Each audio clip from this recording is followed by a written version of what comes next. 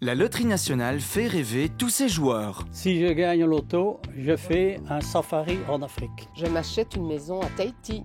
J'investis dans le Lego. Je reprends des études de cinéma à Los Angeles. Mais saviez-vous qu'en jouant, vous soutenez aussi diverses belles initiatives, comme la nouvelle Récupératech à Saint-Luc-Tournai. Salut Olivier, tu vas bien? Salut Bastien.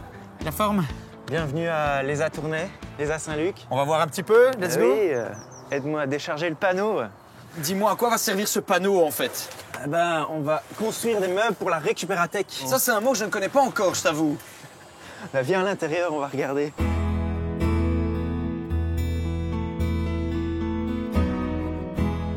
Donc c'est un magasin de matériaux de réemploi pour les étudiants.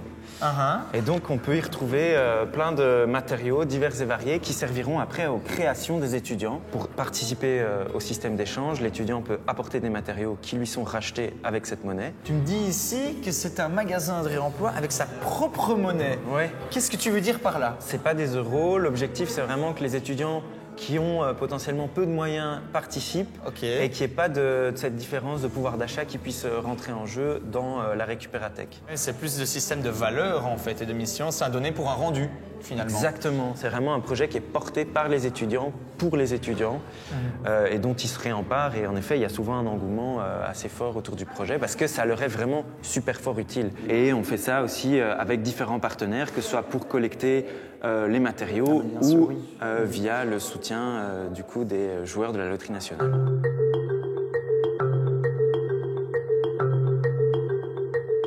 Bonjour tout le monde.